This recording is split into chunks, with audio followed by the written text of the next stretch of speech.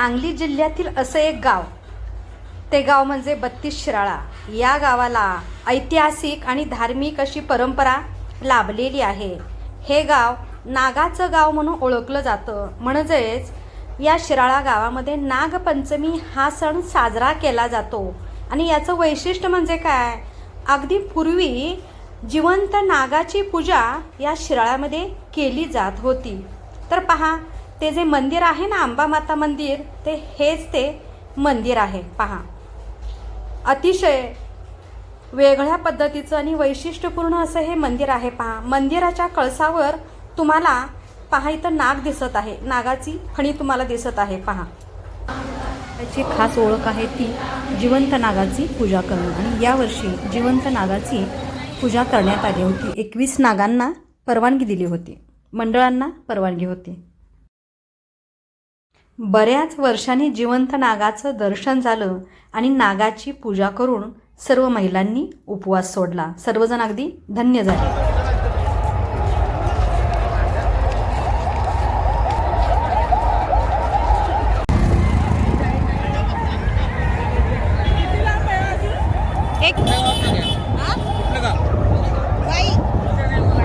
अजून 2 किलोमीटर आहे देऊळ.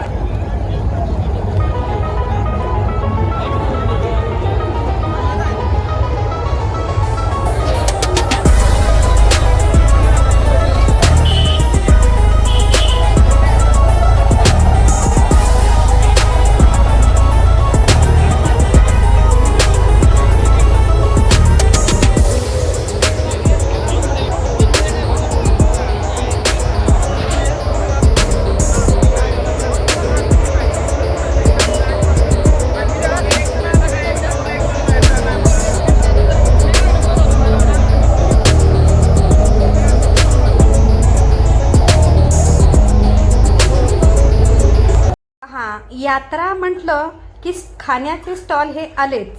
मग इथं वेगवेगळ्या प्रकारचे स्टॉल तुम्हाला या यात्रेमध्ये दिसतील. पहा, मक्याचेही जे कणीस आहेत ना, उकडलेले भाजलेले अनेक प्रकारचे स्टॉल तुम्हाला इथं पाहावयास मिळतील. अजूनही विविध प्रकारचे स्टॉल तुम्हाला इथं दिसतील. 32 शिराळ्याची नागपंचमी. नागपंचमी म्हटलं की या नागपंचमीला एक ऐतिहासिक आणि धार्मिक असं महत्त्व आहे. पुराणामध्ये सुद्धा याचा उल्लेख तुम्हाला दिसून येतो. शिराळ्यामध्ये महाजनांच्या घरी पालखी पूजनाचा मान मोठा आहे. त्याच्या पाठीमागं एक कथा आहे. ती कथा कोणती, तर गोरक्षनाथ फिरत फिरत जेव्हा 32 शिराळ्यामध्ये आले तेव्हा महाजनांच्या घरी तेथे गेले. तर महाजनांच्या घरी एक स्त्री नागोबाची पूजा करत होती त्या दिवशी. आणि मग साहजिकच गोरक्षनाथांनी विचारलं, माई इतका वेळ तुला भिक्षा वाढण्यास का झाला? तेव्हा तिनं सांगितलं की मी नागाची पूजा करत होते, आज भावाचा उपवास आहे, त्यामुळे मी नागाची पूजा करत होते, चिखलाचा नाग आहे. मग तेव्हा गोरक्षनाथ जे आहे ते बोलले, माई मी जर तुला जिवंत नाग दिला तर त्याची तू पूजा करशील का?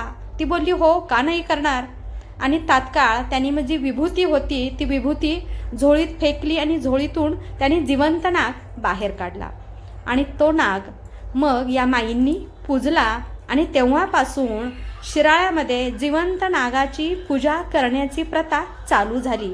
आणि तो दिवस म्हणजेच नागपंचमी. आणि मग साहजिकच नागपंचमी जी असते त्या दिवशी पालखी पूजनांचा मान हा त्यांच्या घरीच असतो, म्हणजे महाजनांच्या घरी असतो. तर अशा पद्धतीनं शिराळा नागपंचमी ही जगप्रसिद्ध अशी नागपंचमी आहे. शिराळ्याची ही जी नागपंचमी आहे ना, या नागपंचमीसाठी भाविक वेगवेगळ्या ठिकाणाहून या यात्रेत येतात. अगदी वेगवेगळे ठिकाण नव्हे तर अगदी परराज्यातून नव्हे तर अगदी दुसऱ्या देशातून सुद्धा खास नागपंचमी बघण्यासाठी इथं लोकांची प्रचंड अशी गर्दी असते. नागपंचमीचं वैशिष्ट्य म्हणजे येथे शिराळ्यात पूर्ण शिराळा गावातून मिरवणूक निघते. म्हणजेच पूर्वी मिरवणुकीमध्ये जिवंत नाग होते, आता मिरवणुकीमध्ये नागाचे फीत किंवा चित्र ठेवलेलं असतं.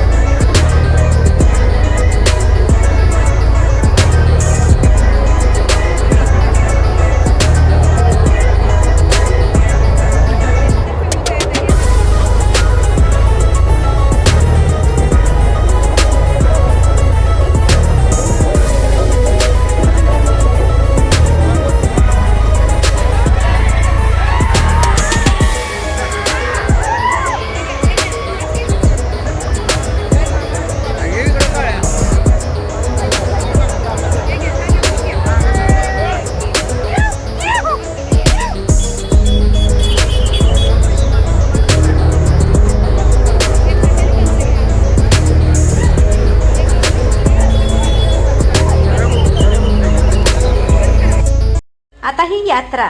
यात्रा म्हटली की इथं हौसे गौसे नवसे सगळेच असतात. अगदी फुल्ल असे एन्जॉय करून जातात. काही अगदी भक्त भाविक असतात. तर अशा प्रकारे अनेक प्रकारचे तुम्हाला यात्रेमध्ये यात्रेकरू इथं दिसतील आणि वेगवेगळ्या प्रकारचे स्टॉल इथं असतात पहा.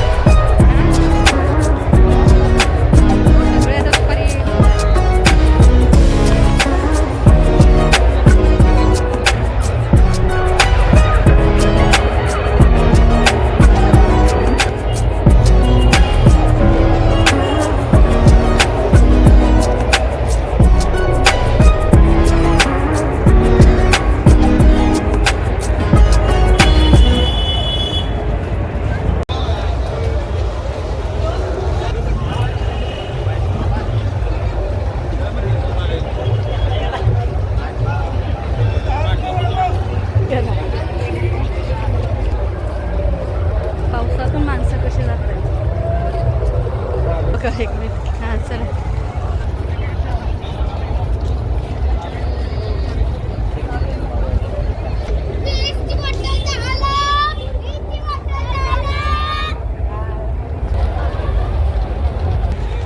त्याला तर काय म्हणत जागा चांगली काय